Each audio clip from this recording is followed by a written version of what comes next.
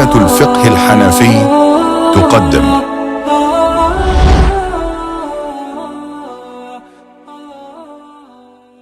Assalamu alaikum wa rahmatullahi wa barakatuh. So welcome to lesson, alhamdulillah, we've reached lesson 10. There's a lot to get through, as you've noticed. May Allah subhanahu wa ta'ala make this easy and beneficial for us. So we are discussing retraction from the testimony by the witnesses. So we already started that discussion. So in this lesson we'll be discussing inshallah the rest of this. So we discussed the case of retraction where it already caused the financial penalty. So then while the judgment will not be changed, however the witnesses who retracted, they would be liable for paying for the damage that was already caused. So now he says, Imam Quduri says next, وَإِذَا شَهِدَ شَاهِدَانِ بِمَالٍ. Right, the two witnesses, they gave testimony with regards to some wealth. The judge, فَحَكَمَ الْحَاكِمُ بِهِ, judge made a judgment. ثُمَّ رَجَعَ, now they retract afterwards, right, in front of the hakim, in front of the judge, they retract. ضَمِنَ الْمَالِ الْمَشْهُودَ بِهِ, so they would be now responsible for the repayment of that wealth that they had testified in favor of. لِلْمَشْهُودِ عَلَيْهِ, you know, in favor of the person, essentially, for who they had testified against, essentially. So they would have to pay for that, right? Because they're the one who caused him to essentially lose whatever he had, and it was false. I mean, it might have been right, but there's no process. According to the witnesses, they said that he owed the money, or whatever it is, that it was actually belongs to somebody else, that it was not his and it was the other person's land, whatever it was, they would be the people liable for that. Now what happens if the two witnesses gave their testimony in court and then one of them retracted, not both of them? In a case like this, where there's been a financial setback, then they would be responsible for half the damage. Now, similarly, he says, وَإِنْ شَهِدَ بِالْمَالِ ثَلَاثَةً. If a similar kind of case, but there were three witnesses to it, and then one of them comes back. Now remember, minimum is two, but if there is three, and one of them then retracts, as I said, the judgment is still going to hold, but if one of them retracts, he doesn't have to pay any liability. Why? Because by two, that was sufficient to... There's still two left, and two was the minimum in cases of financial issues. Two witnesses are sufficient, so that is sufficient for the liability of the full amount of wealth. That's why one person pulls out, it doesn't make any difference.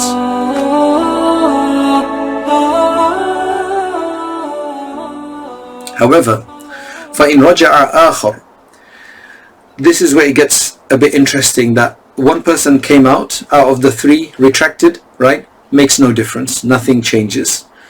However, if now the second witness also retracts, remember there were three, so one retracted, now the second retracts as well. Now both number one and two would become responsible jointly for half the damage, half the financial setback. Interesting, right? Because you see, two right from the outset would have been sufficient anyway. So when the third person pulled out, it made no difference. But when this two people pull out, there's only one left. So it means that now there weren't enough witnesses to have started. But as I said, it did not change the judgment. However, these two witnesses who pulled out are responsible for half the wealth. وَإِنْ شَهِدَ رَجُلٌ وَامْرَأَتَانِ. Now if it's the case where it was one man and two women who gave witness, and then one of the women, now this is all maths essentially, right? But there's different ways of looking at it. One of the women retracts. So that means what? Should be 25%? What? ضَمِنَتْ رُبْعُ الْحَقِّ. Yes, is actually, she would be responsible for 25%, right? Because the two women make up 50%, right? وَإِنْ رَجَعَتَا. If both the women come out of it, right, and retract, they would obviously dominata nisf al-haqqi, they would be jointly responsible for half, which will go back to being quarter anyway. وَإِنْ شَهِدَ رَجُلٌ. Now you could have cases where there's multiple witnesses, right? As you've understood from certain cases we've dealt with in the past. This one is وَإِن شَهِدَ رَجُلٌ وَعَشْرُ نِسْوَةٍ. A case where one man and then 10 women. So there were 11 witnesses in this case, one man and 10 women, and then 8 of the women pulled out and retracted. They don't have to pay anything. Why? Because there's still one man and 2 women left. So it still stands. There's no, the full the full judgment still stands, and it will continue to stand anyway, right? But it's the minimum quantum is still there. That's why, right? Now, if one more woman retracts, so there's 9 women retract. That means who's left is just one man and one woman. That's only 3/4 of the quantum needed. كان على النسبة الراجعات ربع الحق. So 9 women have retracted, 1 is still in along with the man. That means 3/4 are still in and 1/4 are out, equivalent to 1/4, right? So it's like the first man and the first woman make up the main quantum, and then everybody else makes up that last. So those 9 women will be responsible for 1/4 between them, right? فَإِنْ رَجَعَ الرَّجُلُ وَالنِّسَاءُ جَمِيعًا. Now, if all of them retract, all 10 women and the man, I mean, this sounds like a hypothesis, right? A hypothetical scenario. But if the man and all the women, they all retract now, the man has to pay. What does the man have to pay now? Okay. Now, the equation is slightly different in this case now. Since everybody's retracted, it means that the full amount, the 100%, has to be now divided among all of them. So the man has to pay 1/4. No, sorry, not 1/4. He has to pay 1/6. Okay, you might not be able to work this out straight away, but he has to pay sudus al-haq. He's liable for 1/6 of everything. Remember, there was only one man to start with. When everybody retracts, 10 women plus one man retract, he has to pay 1/6.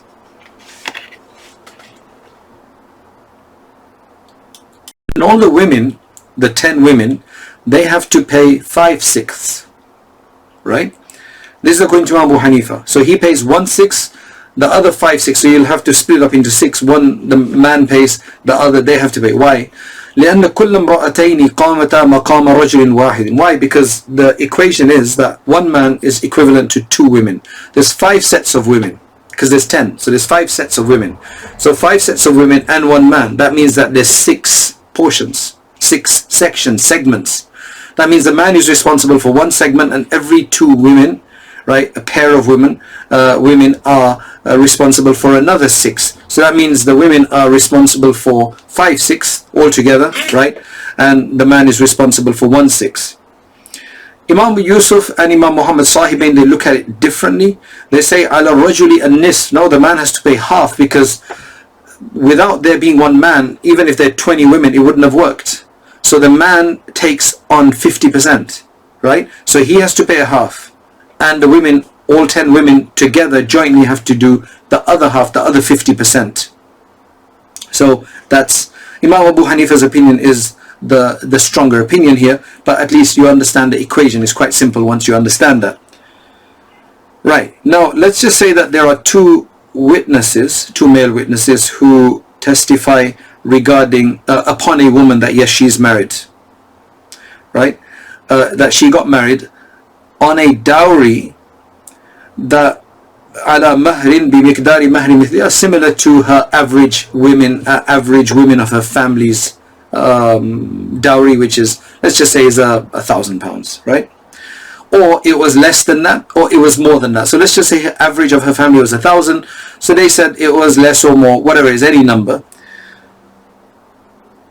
Then after that they retract, which basically means that she's due that amount from her husband. So that's what they've witnessed, that it was only, maybe she was asking for more, maybe she was asking for 2,000. They said no, it was 1,000 or 1,200 or 1,100 or 900.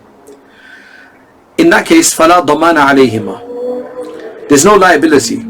Now it could have been that the claimant, right, so it was that, you know, the case would have been maybe that the woman is claiming that no, it was 2,000. and the man was claiming it was 1,000. And they said, yes, it's 1,000. To support the man. They were his witnesses, and then they retracted. That means that the woman has lost out 1,000, right? Are they responsible for then in that case they don't have any liability. Why? Because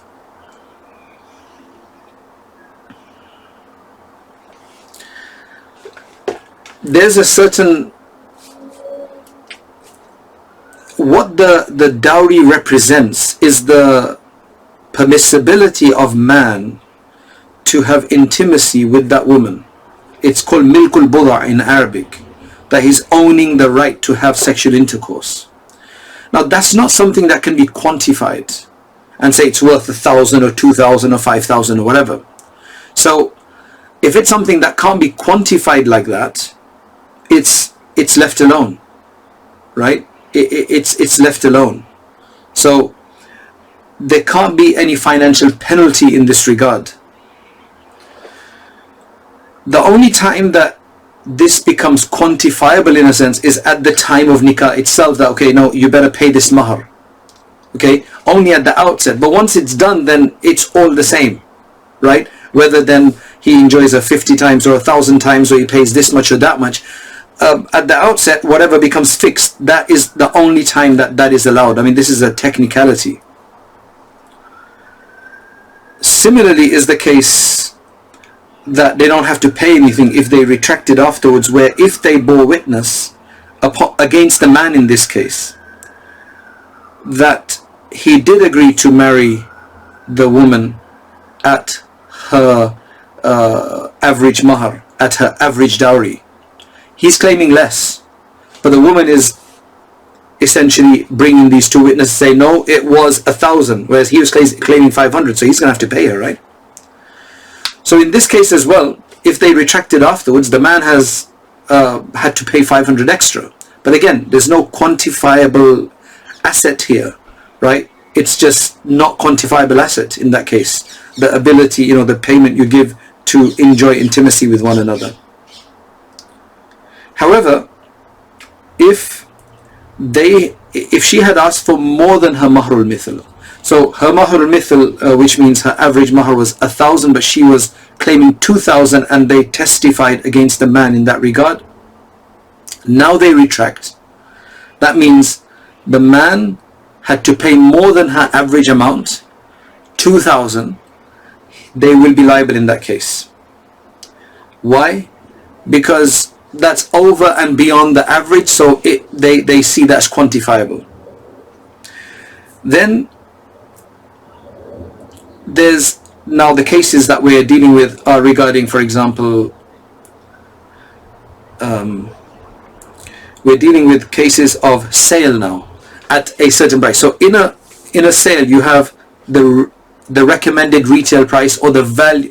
One is a recommended retail price, then there's a price that people would usually pay for it, an average price you could say, and then there's whatever we negotiate between us as to how much we want to sell. That could be high or low depending on factors. So that's called thaman, and the price that people would averagely pay for it is called qima in Arabic. Qima is the average price people would pay for it, and thaman is whatever we decide between us. That could be higher or lower. So what happens is that somebody done a deal on, let's just say, £10, right? So وإن شهد ببيع شيء بمثل القيمة أو أكثر ثم رجع لم يضمن.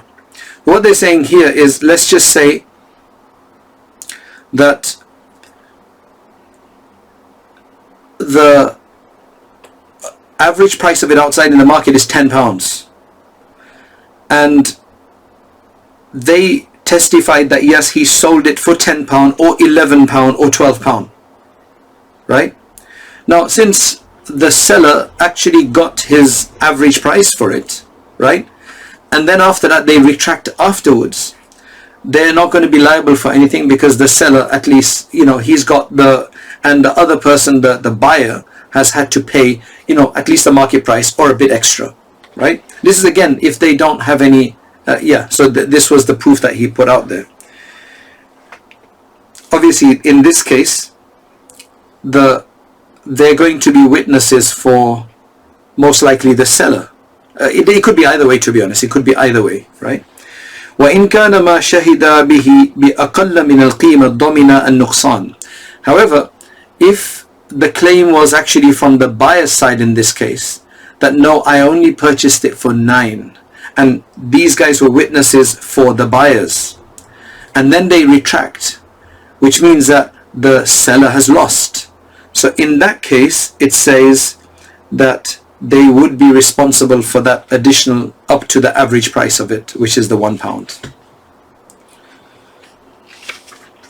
Another case, so there's a few cases here.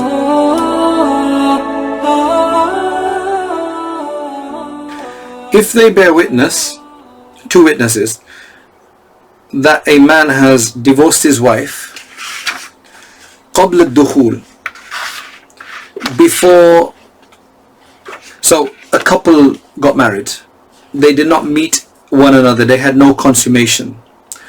So in that kind of a case, if he divorces her, then there's no mahar or anything to pay, right? So what they did was, they testified that he did divorce his wife before consummation, right? That's what maybe the husband is claiming, right? That he divorced his wife before the consummation. She's claiming no, it was after consummation, etc., etc. So they testify that it was before. Now they retract. That means the woman has lost out on half a mahar, right? So they would be responsible for half of the dowry which she has lost out on, right?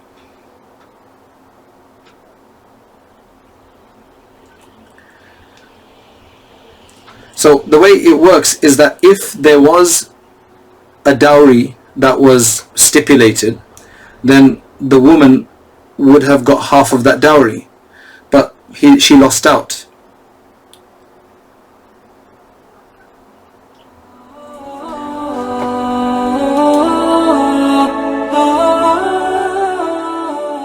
Understand the next mas'ala, we need to understand the ruling first, then it will make sense. So what Allah subhanahu wa ta'ala says is that وَإِن طَلَّقْتُمُوهُنَّ مِن قَبْلِ أَن تَمَسُّوهُنَّ وَقَدْ فَرَضْتُمْ لَهُنَّ فَرِيضَةً فَنِصْفُ مَا فَرَضْتُمْ إِلَّا يَعْفُونَ وَيَعْفُوَ الَّذِي بِيَدِهِ عُقْدَةُ النِّكَاحِ.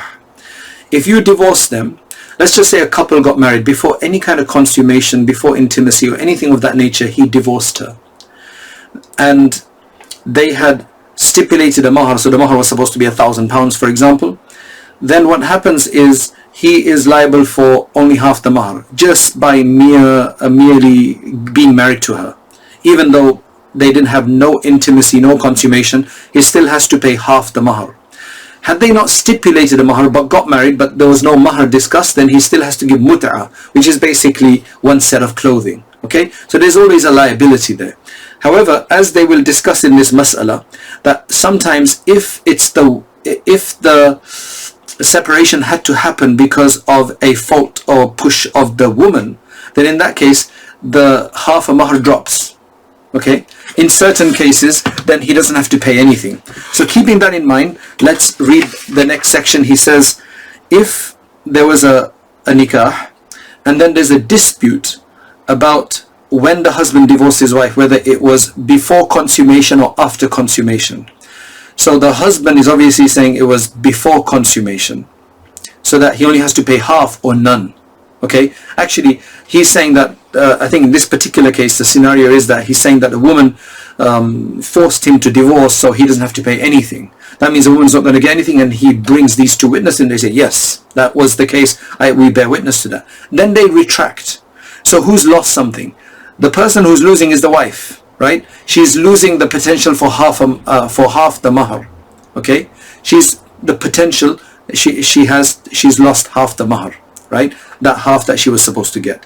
So وَإِن شَهِدَ عَلَى رَجُلٍ أَنَّهُ طَلَّقَ إِمْرَأَتَهُ, if they bear witness upon a man that he divorced his wife before dukhul biha, before any kind of consummation, then they retract. They would be liable for the half mahar that he has paid, right? That he has had to pay.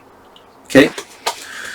لأنهما قرر عليه مالا كان على شرف السقوط بمجيء الفرقة من قبلها. So actually what's going on in this case is that it's kind of a hypothetical scenario, right? It's a hypothetical scenario in the sense that there was no discussion about the fault of the woman or not, but they said that yes, he divorced before the dukhul, so she gets half, right? So that means that he has to pay her half.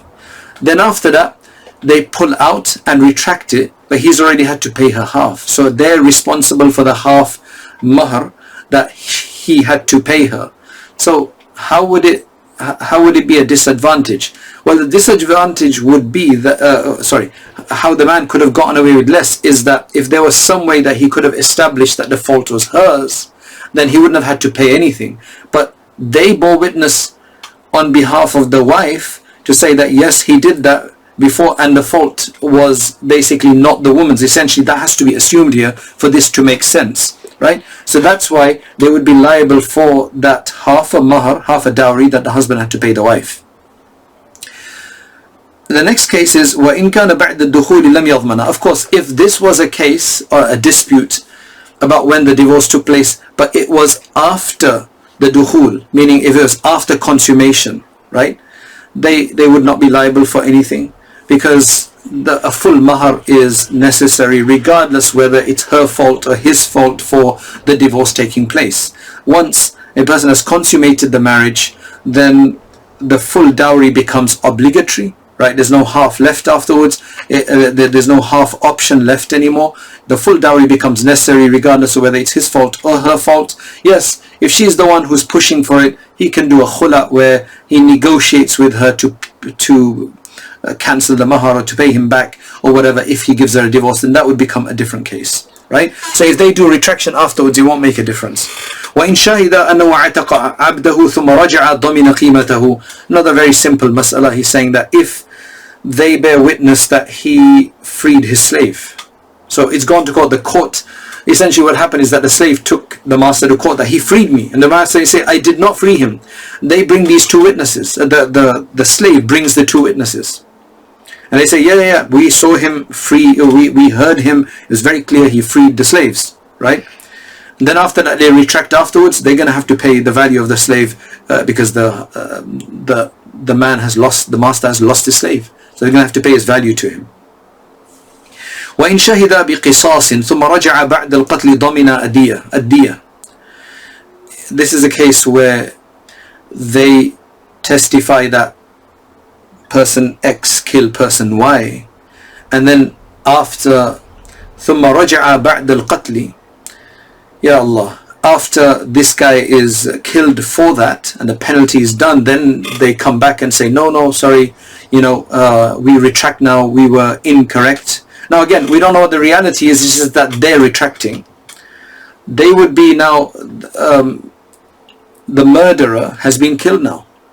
The one who was accused as being a murderer, he's gone now, he's been killed. So now what's going to happen is they're going to have to pay his family the diya, the ransom money for that, right? They're going to have to pay. وَلَا يُقْتَصُ مِنْهُمَا. They can't be killed in retaliation for it though, because they didn't do any killing as such. They're not the ones who killed him, right? And they're not the ones who forced anybody to kill him either. Yes, I know it was because of what they said, right? Similarly, when we spoke about the deputy witnesses who are deputizing on behalf, it's going to be similar cases as well, that if they have caused a financial loss in some cases, they will have to pay as well, right? So the hukum is similar in their case.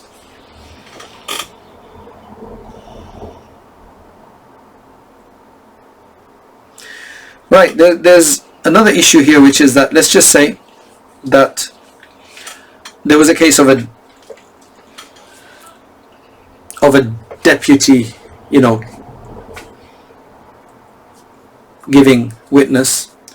The original guys retract, and then they say that we did not make these deputy guys our witness for our testimony. So essentially, they're basically pulling the rug from under their feet. But there's no financial liability for that. On the other hand, if they said, yes, we did make them witness. So in the first case, they're saying that we did not even make them witness. They're rejecting that. They're denying that. In the second case, saying that we made them witness, but we made a mistake.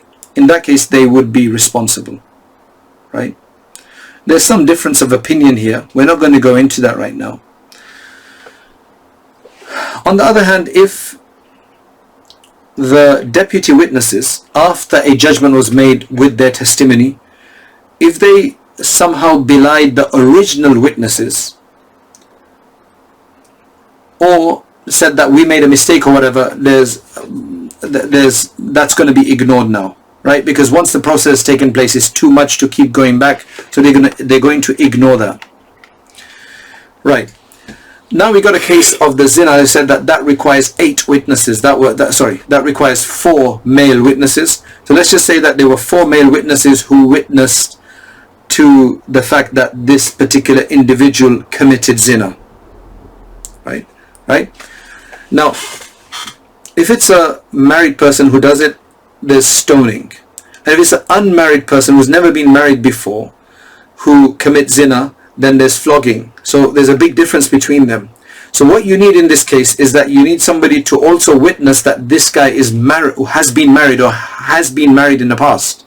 For ihsan, you call that status of ihsan becoming established. Because without that, it'd just be flogging. It won't be the stoning to death.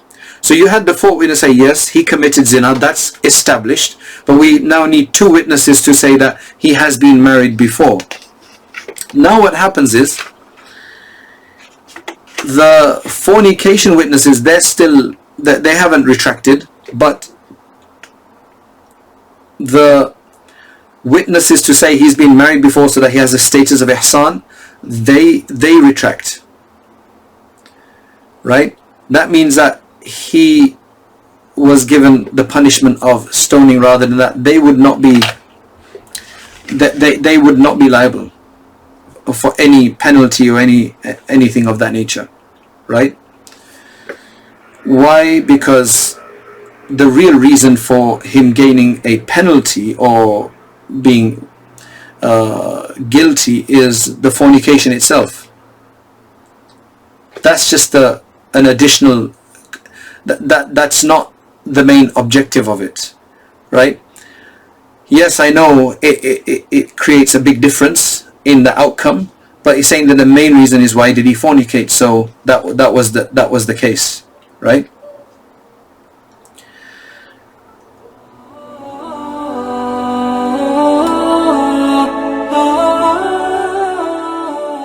To finish off this discussion, the way they explain this is that, just as one of the conditions for the witnesses to be intelligent and to be Muslim and so on, if one of those were missed afterwards, that would not create any liability in that sense. So similarly, ihsan is just a side condition. The main issue was the zina, right? Was the fornication. Okay, to finish off now is to finish off this chapter quickly. There's a few masail left, and we'll finish them off now, inshallah. وَإِذَا رَجَعَ الْمُزَكُّونَ عَنِ التَّزْكِيَةِ ضَمِنُوا. Now these are the guys who were used to validate a witness to say that, yeah, they have uprightness and they were reliable. They now come back and retract and say, no, we were wrong. We said that he was upright, but he's actually not upright or whatever. They would be responsible according to Imam Abu Hanifa. Sahibain say they will not be responsible, right? So they treat him just like the witnesses of the ihsan in the previous mas'ala, right? And they have their reasons. Then we got another case where two witnesses witness that bil yamin, that somebody has sworn an oath.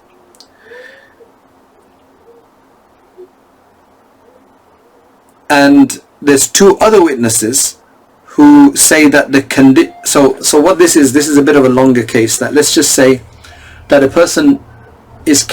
wife is claiming that the husband took an oath that if I enter my dad's house, then I am divorced.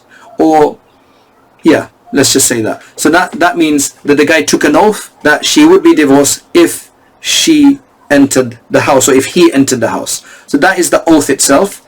Then, so you've got two witnesses to testify that yes, he definitely took that kind of an oath, because he's now rejecting it. For example, he's denying it. And then you've got a witness. See, that doesn't do anything yet. Now, the second case scenario is, and the wife is now claiming also that he entered the house, or she entered the house, whatever the condition was, right? So that means she's divorced. She wants out. So now she's got two witnesses to that effect as well. So that means it's a done deal. She's divorced, right? Now, all four of them retract and say, no, he did not make that oath. And the others say he did not enter either. So who is liable now for the loss incurred, right? So it will be the ones, the first ones who said that he had made such an oath. They're the ones who are going to be liable for, in this case, there's no financial liability as such. In the case that, if I do X, Y, and Z, then, I will give this much in charity, or something like that. So that's the issue. That's how he has explained it. Okay, so alhamdulillah, that brings us to the end of this whole chapter of shahadat, of witnessing.